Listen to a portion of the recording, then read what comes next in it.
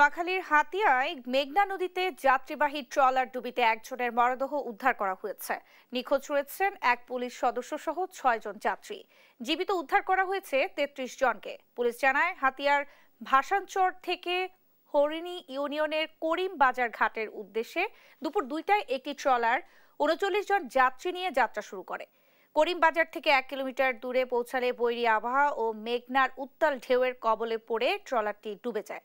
ট্রলারে থাকা অসুস্থ রোহিঙ্গা নাগরিক, ৩ পুলিশ সদস্য, এনজিও প্রতিনিধি সহ ৩৯ জনের মধ্যে এখন পর্যন্ত ৩২ জনকে উদ্ধার করা হয়েছে।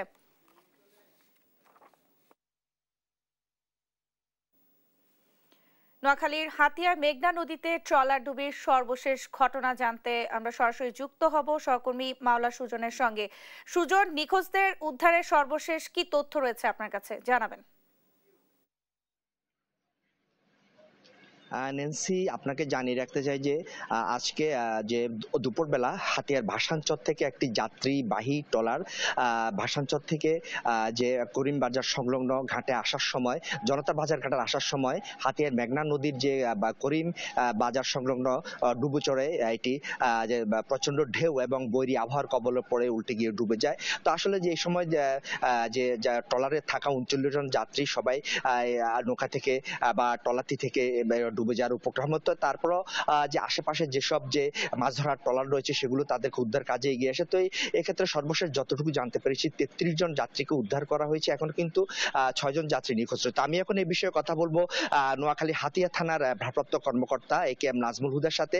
তিনি আমার সাথে যে ফোনে সংযুক্ত হয়েছেন, আমি তার কাছে জানতে চাইবো যে হাতিয়া থানা যে ট্রলার ডুবির ঘটনা ঘটেছে এটা সর্বশেষ কি অবস্থা বা সর্বশেষ উদ্ধার কার্যক্রমের কজন উদ্ধার হয়েছে, এর মধ্যে মৃত আছে কিনা। ধন্যবাদ আপনাকে। সর্বশেষ যে সংবাদ আমার কাছে আছে সেটা হচ্ছে ডুবে যাওয়া ট্রলারের মোট যাত্রী ছিল ২৪ জন, এর মধ্যে উদ্ধার হয়েছে ৩৪ জন, যার মধ্যে একজন মৃত, একজন আশঙ্কাজনক মহিলা। নিখোঁজ আছে ৫ জন। এই ৫ জনের মধ্যে একজন পুলিশ সদস্য যার নাম নায়ক সাইফুল, একজন আনসার সদস্য ব্যাটালিয়ন আনসার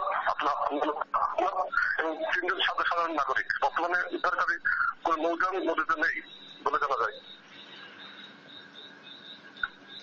যারা আসলে ট্রলার থাকা যেসব যাত্রী ডুবে গিয়েছিল তাদেরকে কোনো প্রাথমিক চিকিৎসা দেওয়া হয়েছে কিনা?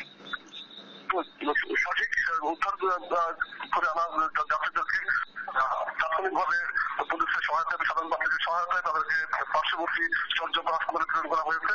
এর মধ্যে একজনকে মৃত ঘোষণা করেছে এবং আশঙ্কাজনক অবস্থায় মহিলা আছে, তার চিকিৎসা চলমান আছে।